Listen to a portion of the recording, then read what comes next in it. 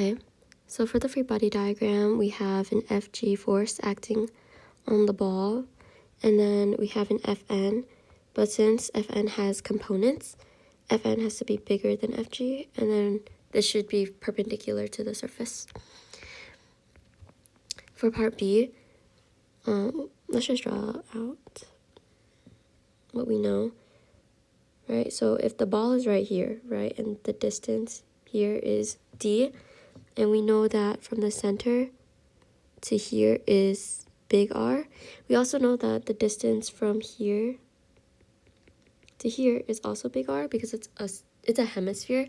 So the distance from the center to any edge is going to be big R. And then we can label this as D again. And then for now, we don't need this side, but I'm just going to label it as little r for now. And I'm going to take this angle. So we know that the net force in the y direction is equal to 0 because the ball is not slipping or like going up and down this way. Fy is also equal to Fny because that would be this component right here, and that would be opposite to Fg. Sorry, I forgot to draw Fg. So this would be Fg, right? And let's assume that this is the distance, but it's also going in the same direction as Fn. So Fny would be this component, and then minus Fg is going in the downward direction. So if we set those as equal to each other, we can move Fg to the other side and then expand this. So Fn, since we're using this angle, it would be cosine theta for the y component is equal to, and I'm going to expand Fg to mg. And then we know that cosine theta is also equal to adjacent over hypotenuse, and the adjacent side is d, the hypotenuse is big R, so we can just replace those. And then to isolate for Fn, we just multiply up the big R and divide d.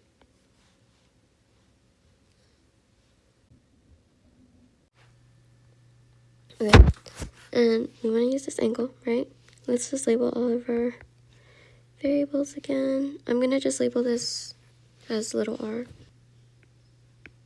I'm going to use the net force in the x direction to prove this because we know that it's equal to Fc, which is mv squared over, it would be this variable r because it's the distance from where the ball is rotating to the distance of, the pivot or the axis of which it's rotating around.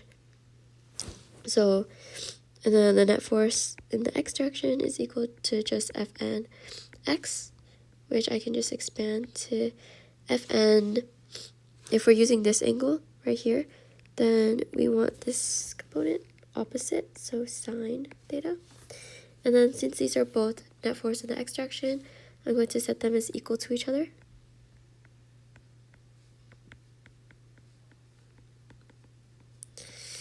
And then we have this Fg here, and then this Fn would be longer, Fny.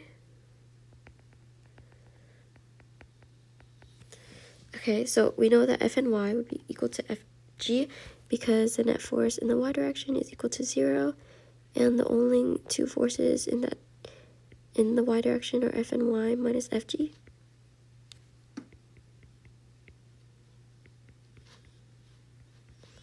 So if we set those as equal to each other, we can isolate for Fny is equal to Fg. So if we expand this, the Fny component, if we're using the same angle, it would be cosine. So Fn cosine theta is equal to, and I'm going to expand Fg into mg.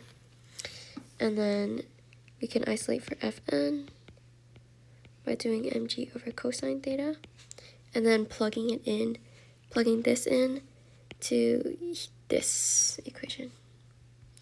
So mv squared over r equals to mg over cosine theta times sine theta.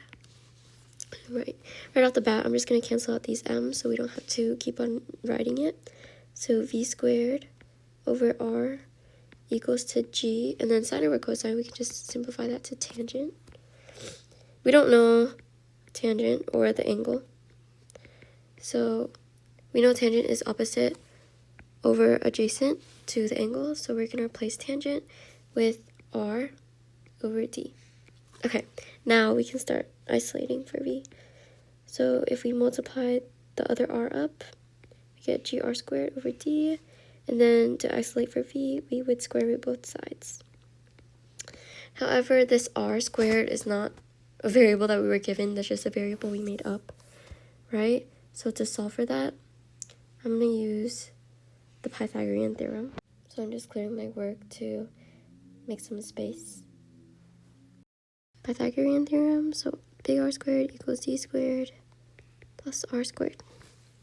And then we want to solve for R squared, so just subtract D squared to the other side. And then we have R squared here, so we can just put this entire thing in for R squared. So V equals the square root of G times big R squared minus D squared over D. And this is an equation for V made out of all variables that we were given. However, this does not match up with the equation that you gave us, which is G, basically the same thing, except D is Y. So this is only true when D is equal to Y, because that's the only case in which you can, replace D as Y. Okay, so for part D, we know that V equals to omega times R, again, because it's from the distance from the axis of rotation to the mass or the object in rotation. So we can isolate for omega by dividing that over. And like before, we already solved for V to be G times R squared minus D squared over D. And I'm going to use this formula instead of Y just because to use Y here is only true in one instance, which is when D and Y are equal, but this is always true. And then R equals to omega. And then like before, we solved for R. So big R squared equals to R squared plus D squared. We want to isolate for R, so subtract D squared over. And then square root both sides to get little r. So I'm going to plug that in.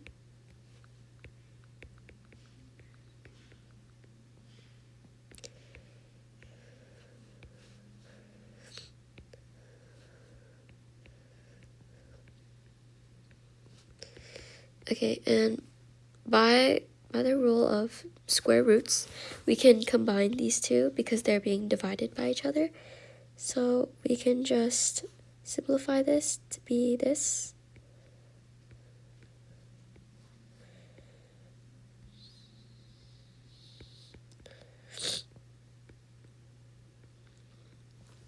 And then we know that these two are exactly the same, so they'll cancel out. So at the end of the day, our formula for omega, or angular speed, is rad g over d. So for part E, we want to find the minimum value of w. Okay? We know that this d, okay, for this to be minimum, this value has to be the smallest it can be, which happens the larger d gets. So because we are confined by this bowl, d can never approach infinity. The largest it can approach is actually r, because as we established before, the distance from the center of the sphere, or the center of the bowl right here, to any edge of the sphere would be r. So we get the minimum value for the angular speed when d is the biggest it can be, which is also r. Now, we can simplify this into, we can separate this into rad g over rad r, and we don't like radicals on the bottom, so we would multiply this by rad r over rad r, and this becomes rad rg over r. So I'm gonna rewrite it so I can box my answer. Okay, so for part F, this is pretty straightforward. We already know, that the formula for omega is g over d. So if we are given r, we can also replace this with g over r over 2, because we're told that the ball is halfway up from the bottom of the bowl, which means that if this is r and the ball is right here, then y and d are both equal to r over 2. So we can replace that with r over 2. And then we're actually already given, I'm going to replace g with 9.8 because that's what I'm using for g. And then r would be 0.2 over 2. And then when you plug that into the calculator, you get 9.899. And this is in rads per second. But the problem is asking for revs per minute. So if you take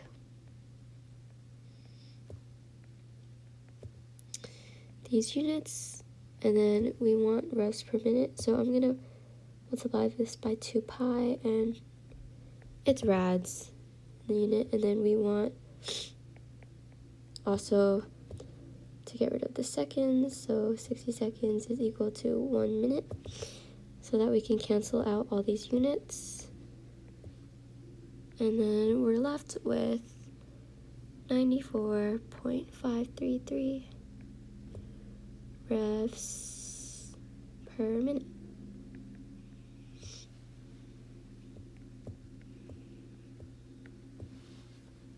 Okay, so for part G, we're asked to derive an expression for t. So we know again that omega is equal to g over d. And omega is also equal to 2 pi over t, because that's just the basic formula, right? So if we set those as equal to each other, we can isolate for t by multiplying this up and then multiplying this down, or dividing it down, however you want to look at it. So it would simplify to this 2 pi, and what I would do is multiply rad d up and then divide rad g down, so it would be equal to this. So you can just leave it as this, or you can also, if you want to get fancy with it, you can replace d with big R minus y, because that would be the same thing. Either of these work.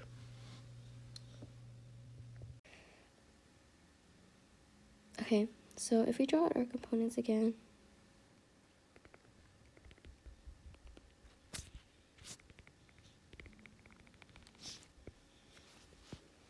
and then we know that the net force in the y direction is equal to 0, and it's also equal to Fny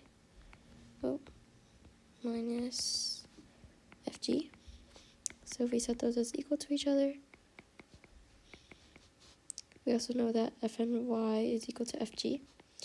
And then we can expand Fny into Fn cosine according to that angle equals, and then I'm going to expand FG into MG. And then we have Fn is equal to mg over cosine theta. Now if we use net force in the x direction, we know that net force in the x direction is equal to Fc, which is also mv squared over r, this little r.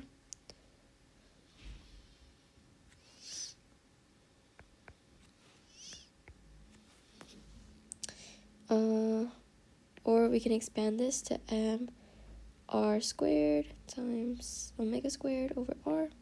These r's will cancel out and leave us with mr times omega squared as Fc.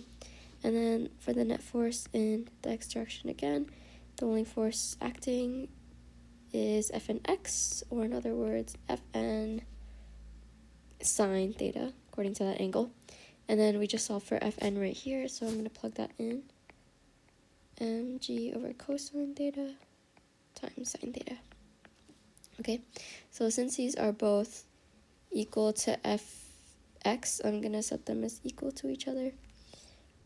Right. So mrw omega squared is equal to mg over cosine theta times sine theta. We can cancel out this m, and then we don't know r here, so we can use geometry to solve for it. So we're given r, and we're also asked to express our answer in terms of this big R. So r equals the big R times sine theta. Okay, and then we can plug that in. So r sine theta times omega squared equals to g sine cosine. These two sines will cancel out. And this is what we're left with. And we want to solve for omega. So we're going to divide r onto the other side. And then we're going to square root both sides to get our final equation for omega.